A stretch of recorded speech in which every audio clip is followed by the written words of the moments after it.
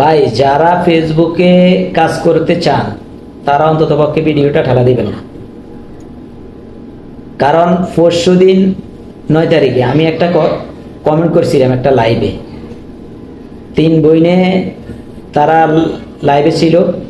তো আমি এদেরকে কমেন্ট করছিলাম যে দরজা বন্ধ করে দেন, আপনার বাবা মা দেখলে মাইর দিব। এই কমেন্টটা আমার ফেসবুক ভুল ধরছে, মজা করে কথাটা কইছিলাম, যার কারণে কমেন্ট ভুল ধরে আমাকে ব্লক করে দিছে।